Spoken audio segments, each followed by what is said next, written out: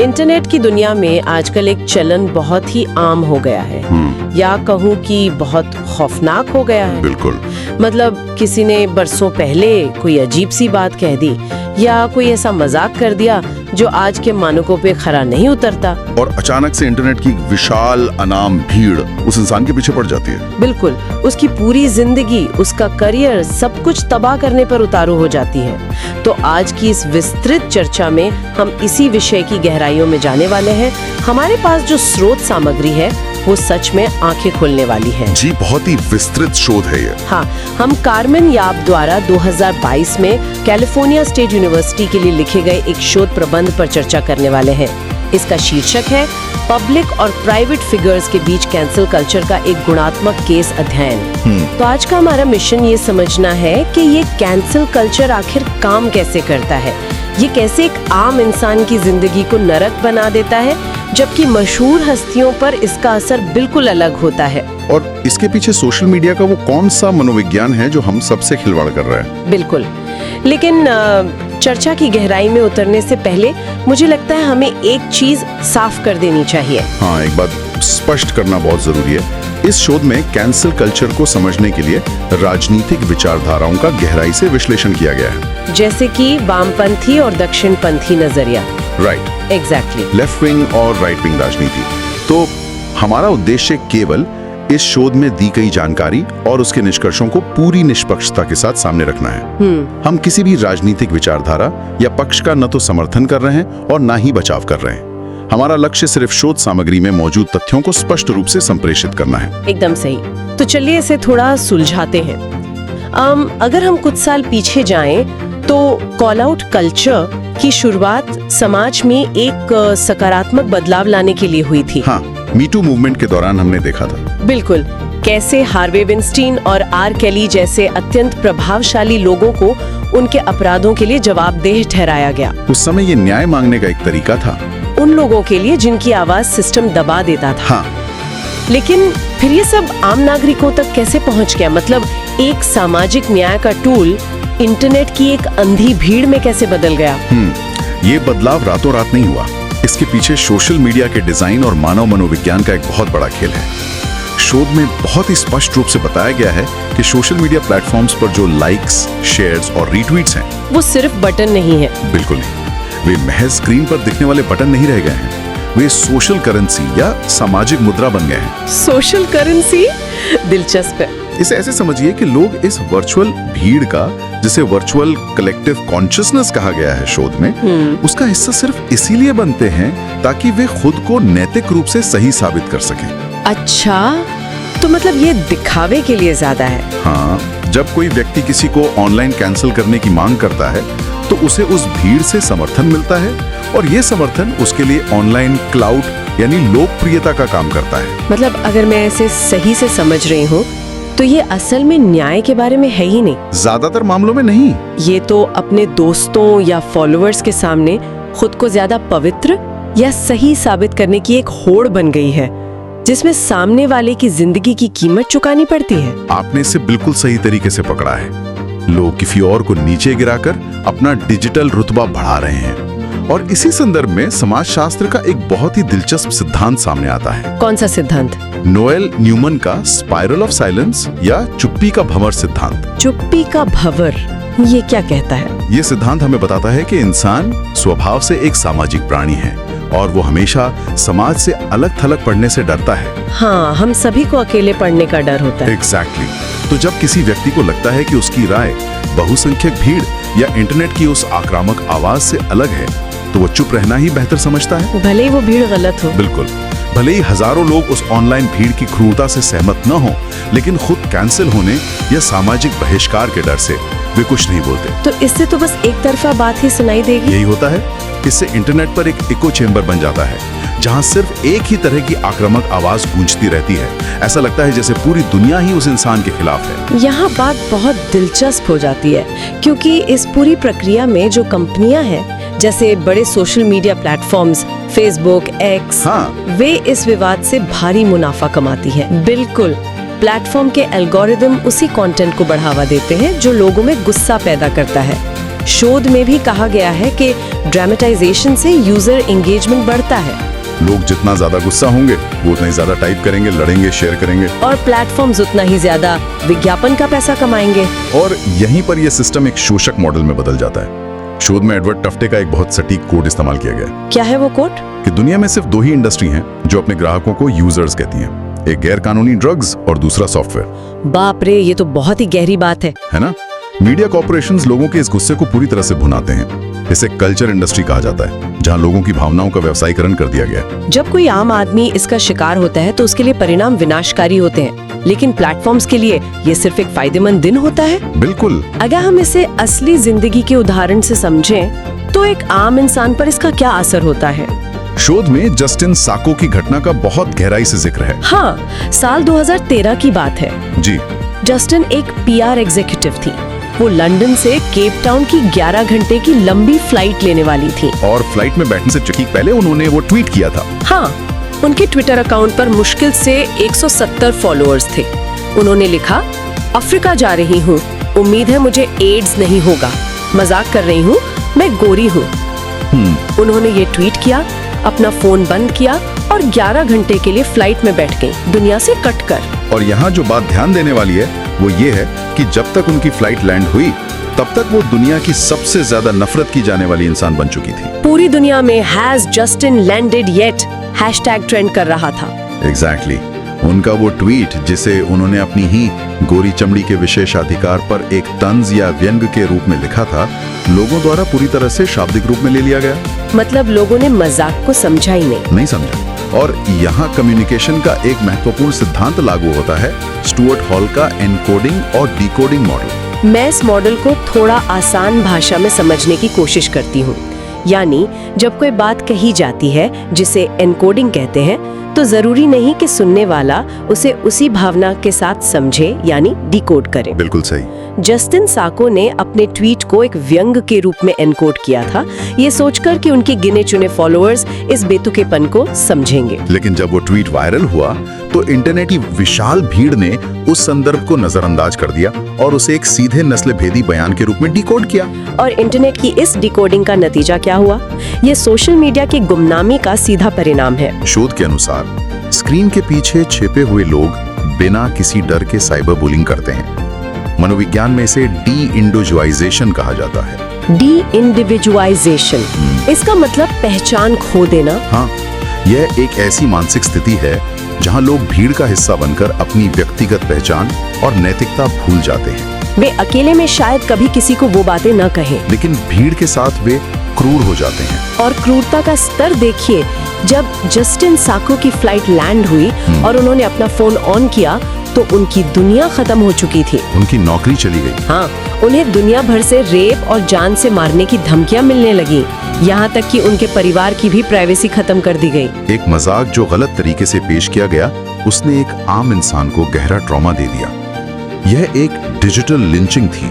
और सबसे चिंताजनक बात यह है कि यह सिर्फ वयस्कों तक सीमित नहीं है, बच्चे भी इसके शिकार हो रहे हैं। शोध में मिमी ग्रोव्स का मामला है। मिमी ग्रोव्स का मामला इस बात का ज्वलंत उदाहरण है कि कैसे ये संस्कृति सुधार की गुंजाइश खत्म कर रही है। वो सच में परेशान करने वाला है। मिमी ने 15 साल की उम्र में स्नैपचैट पर एक 3 सेकंड का वीडियो बनाया था, जब उसे अपना ड्राइविंग लाइसेंस मिला था। हाँ, और उत्साह में उसने एक ऐसे नस्ल भेदी शब्द का इस्तेमाल किया जो अक्सर रैप गानों में सुना जाता है। उसने ये वीडियो सिर्फ अपने एक दोस्त को भेजा था। लेकिन कहानी यहाँ खत्म नहीं होती।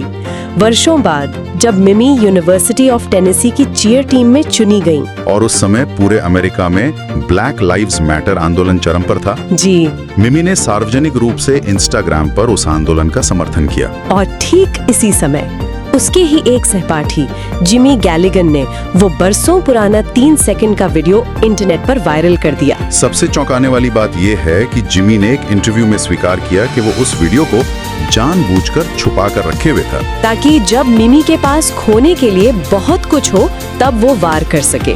वो उसे सबसे ज्यादा नुकसान पहुंचाना चाहता था। ये घटना एक बहुत ही गहरा सवाल उठाती है। क्या एक इंसान को, विशेषकर जिसने 15 साल की नासमझ उम्र में कोई गलती की हो, उसे सुधरने का मौका नहीं मिलना चाहिए? बिल्कुल मिलना चाहिए। शोध में पॉलिटिकल करेक्टनेस के उस भारी दबाव की ओर इशारा किया गया है जहां समाज पूरी तरह से ब्लैक एंड व्हाइट हो गया है। मिमी ने सार्वजनिक रूप से माफी मांगी, ये माना कि वो नासमझ थी, लेकिन इस इंटरनेट की अदालत में माफी की कोई जगह नहीं है। और इसका असर क्या हुआ? भीड़ ने यूनिवर्सिटी ऑफ टेनेसी पर इतना दबाव बनाया कि उन्हें मिमी का एडमिशन रद्द करना पड़ा। उसकी स्कॉलरशिप छीन ली गई। एक 15 साल की उम्र की गलती के लिए एक युवा लड़की का पूरा भविष्य दांव पे लगा दिया गया। ये सोचने पर मजबूर करता है कि क्या हमारा समाज अब किसी को माफ करने की क्षमता पूरी तरह खो चुका है? ये आम लोगों की वास्तविकता है, लेकिन शोध हमें एक और दिशा में ले जाता है, जहां नियम पूरी तरह बदल जाते हैं। मशहूर हस्तियों के मामले में हाँ, सेलिब्रिटीज पर कैंसल कल्चर का प्रभाव बिल्कुल अलग होता है। जो रोगन का उदाहरण इसे बेहतरीन तरीके से समझाता है। जो रोगन, जिनके पॉडकास्ट को दुनिया में सबसे ज्यादा सुना जाता है और जिनकी स्पॉटिफाई के साथ $200 मिलियन की एक्सक्लूसिव डील है। जी। जब कोविड महामारी चरम पर थी, जो रोगन ने अपने शो पर डॉक्टर रॉबर्ट मिलोन को बुलाया, जिन्होंने वैक्सीन के बारे में विवादित दावे किए। और इसके बाद तो इंटरनेट पर भूचाल आ गया। नील यंग और जॉनी मिशेल जैसे दिग्गज संगीतकारों में स्पॉटिफाई को अल्टीमेटम दे दिया, या तो रोगन को हटाओ या उनका संगीत। #delete Spotify ट्रेंड करने लगा था। एक पल के लिए ऐसा लगा कि दुनिया के सबसे बड़े पॉडकास्टर को भी कैंसिल कर दिया जाएगा। लेकिन यहाँ जो बात सबसे आकर्षक है वो ये है कि इतना भारी जन दबाव होने के बावजूद Spotify ने रोगन को नहीं हटाया। उन्होंने बस नियम थोड़े कड़े किए। राइट। हाँ, उन्होंने रोगन के एपिसोड्स पर कोविड से जुड़ी चेतावनियां यानी कंटेंट एडवाइजरी लगानी शुरू कर दी। तो शोध में डीप्लेटफॉर्मिंग के कॉन्सेप्ट पर क्या कहा गया है? क्या किसी को मंच से हटाना काम करता है? बहुत से संचार विशेषज्ञ मानते हैं कि किसी को बड़े प्लेटफॉर्म से हटाना अक्सर उल्टा असर करता है। वो कैसे? जब बड़े फॉलोअर बेस वाले लोगों को यूट्यूब या ट्विटर से हटाया जाता है तो वो चुप नहीं बैठते, वे रंबल या पार्लर जैसे ऑल्टरनेटिव प्लेटफॉर्म पर चले जाते हैं, जहां उन्हें कोई रोकने टोकने वाला नहीं होता। एग्जैक्टली। इसका सबसे बड़ा नुकसान ये होता है कि वहां उनका कोई विरोध नहीं करता, जिससे उनके समर्थक और अधिक कट्टर या रेडिकलाइज हो जाते हैं। इको चेम्बर और गहरा हो जाता है। बिल्कुल, समाज में ध्रुवीकरण बढ़ जाता है। लेकिन जो रोगन के मामले में स्पॉटिफाई ने व्यावसायिक दृष्टिकोण अपनाया। रोगन उनके लिए बहुत ज्यादा मुनाफा कमाते हैं, यानी अगर किसी के पास पर्याप्त पैसा और दर्शकों की संख्या है तो वो कैंसिल होने से बच सकता है। यही कड़वी सच्चाई है। ऐसा ही कुछ हमें डेव चैपल के केस में भी देखने को मिलता है। नेटफ्लिक्स पर उनका एक कॉमेडी स्पेशल आया था, द क्लोजर। हाँ, बहुत विवाद हुआ था उस पर। चैपल पर आरोप लगा कि उनके जोक्स ट्रांसफोबिक थे। विवाद इतना बढ़ गया कि खुद नेटफ्लिक्स के कर्मचारियों ने विरोध में वॉकआउट किया। ये कोई छोटी बात नहीं थी, अपनी ही कंपनी के कर्मचारी खिलाफ हो गए थे। लेकिन नेटफ्लिक्स के CEO टेड सारंडोस ने स्पष्ट रूप से चैपल का समर्थन किया और शो नहीं हटाया। अगर हम इसे बड़ी तस्वीर से जोड़ें तो यहाँ फिर से स्टुअर्ट हॉल का एनकोडिंग और डिकोडिंग मॉडल एक अलग रूप में लागू होता है। अच्छा, वो कैसे? शोध में डेव चैपल की कॉमेडी स्टाइल को बाय पैराडायग्मेटिक आयरनी या द्विआयामी विडंबना का हिस्सा बताया गया है। बाय पैराडायग्मेटिक आयरनी, इसे थोड़ा सरल भाषा में डिकोड करें तो? इसका मतलब है कि एक ही जोक के दो बिल्कुल अलग अलग मतलब निकल रहे हैं। ये इस बात पे निर्भर करता है कि उसे कौन सुन रहा है। समझ गई। जो लोग चैपल की कॉमेडी को सालों से समझते हैं, वे इस विडंबना को समाज की सच्चाइयों को उजागर करने के तरीके के रूप में देखते हैं। बिल्कुल, वो उसे कला के रूप में डिकोड करते हैं। लेकिन जो लोग सिर्फ एक 15 सेकंड की क्लिप ट्विटर पर देख रहे हैं, वो इसे शाब्दिक तौर पर लेते हैं और इसे नफरत फैलाने वाला मानते हैं। लेकिन यहाँ मुख्य बात यह है कि मशहूर हस्तियां इसलिए बच जाती हैं क्योंकि बड़ी कंपनियां उनके पीछे खड़ी होती हैं। उनका रसूख और पैसा उनके लिए एक मजबूत ढाल बन जाता है। जबकि जस्टिन साकोर, मिमी ग्रूज जैसे आम नागरिक उस वर्चुअल भीड़ के सामने अकेले और असुरक्षित छोड़ दिए जाते हैं। उनका बचाव करने कोई CEO नहीं आता। बिल्कुल नहीं। तो इस सब का मतलब क्या है? हम एक ऐसे समाज में जी रहे हैं जहां न्याय के नियम आम आदमी और खास आदमी के लिए अलग अलग है। शोध में प्योर रिसर्च के कुछ बेहद दिलचस्प आंकड़े शामिल हैं जो समाज के दो फाड़ होने की तस्वीर पेश करते हैं। प्योर रिसर्च क्या कहता है इस बारे में? ये शोध स्पष्ट करता है कि राजनीतिक विचारधारा के आधार पर इस पूरी प्रक्रिया को देखने का नजरिया बदल जाता है। जैसे? वामपंथी और दक्षिणपंथी नजरिया। हाँ, प्योर रिसर्च के अनुसार वामपंथी विचारधारा वाले लोग आमतौर पर इसे जवाबदेही या अकाउंटेबिलिटी तय करने का एक जरिया मानते हैं। उनका तर्क है कि आम लोगों के पास ताकतवर लोगों को जिम्मेदार ठहराने का टूल आ गया है। सही। हालांकि उनमें से कुछ मानते हैं कि कभी-कभी निर्दोष भी चपेट में आ जाते हैं। और दूसरी तरफ का नजरिया क्या है? दक्षिणपंथी विचारधारा वाले लोग इसे फ्री स्पीच पर सीधा हमला मानते हैं।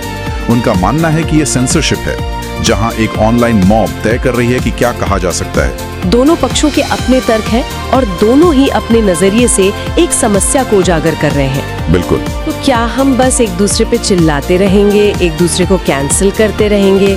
क्या इस संस्कृति से निपटने का कोई समाधान भी है इस शोध में? हाँ, शोध केवल समस्या गिनाकर नहीं रुकता। इसमें स्मिथ कॉलेज की प्रोफेसर लोरेटा जे रॉस का एक शानदार सुझाव शामिल है। क्या सुझाव है उनका?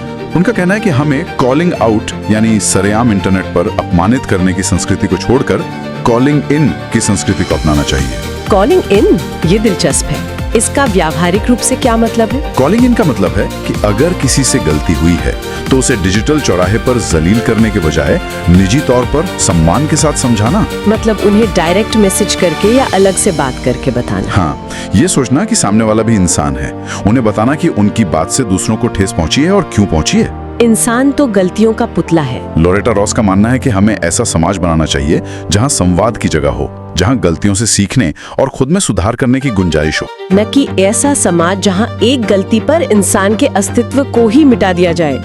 ये वाकई एक सशक्त विचार है। बिल्कुल। तो आज की चर्चा को समेटें तो हमने देखा कि कैंसिल कल्चर की शुरुआत शायद अच्छे इरादे से हुई थी, ताकतवर लोगों से न्याय छीनकर आम लोगों के हाथों में देने के लिए।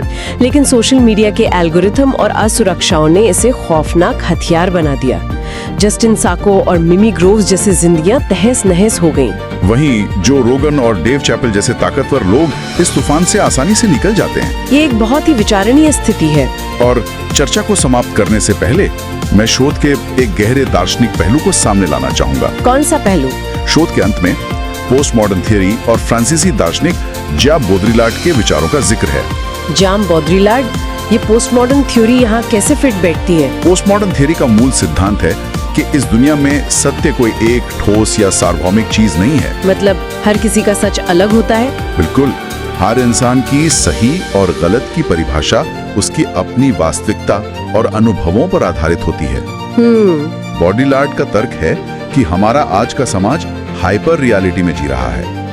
हम असलियत से दूर इंटरनेट के प्रतीकों की दुनिया में हैं, जहां जो स्क्रीन पर दिखता है वही सच मान लिया जाता है। ये तो बहुत ही गहरा विचार है। अब जरा सोचिए, जब पोस्ट मॉडर्न थ्योरी के अनुसार समाज में कोई परम सत्य है ही नहीं, तो इंटरनेट पर मौजूद अनाम भीड़ ये तय करने वाली कौन होती है कि माफी के लायक क्या है और कैंसिल किए जाने के लायक क्या है? इंटरनेट की भीड़ किस आधार पर अंतिम न्यायाधीश बन जाती है? यही सबसे बड़ा सवाल है। ये सच में रोंगटे खड़े कर देने वाला सवाल है। कहीं ऐसा तो नहीं कि न्याय की मांग करने वाले लोग अपनी बनाई धारणाओं को ही परम सत्य मान बैठे हैं और उसी के आधार पर दूसरों की जिंदगियों का फैसला कर रहे हैं? क्या हम अपनी धारणाओं के जाल में इतने फंस गए हैं कि हमने स्क्रीन के उस पार बैठे इंसान की इंसानियत को ही देखना बंद कर दिया है? ये एक ऐसा सवाल है जो हम सभी को खुद से पूछना चाहिए। इसी गहरे विचार के साथ हम आज की इस विस्तृत चर्चा को यहीं विराम देते हैं। इस पूरी जानकारी पर मंथन करने के लिए कुछ समय निकालिए और अगली बार जब आप ऑनलाइन किसी बहस का हिस्सा बने तो खुद से ये सवाल जरूर पूछिएगा। मिलते हैं हमारी अगली विस्तृत चर्चा में।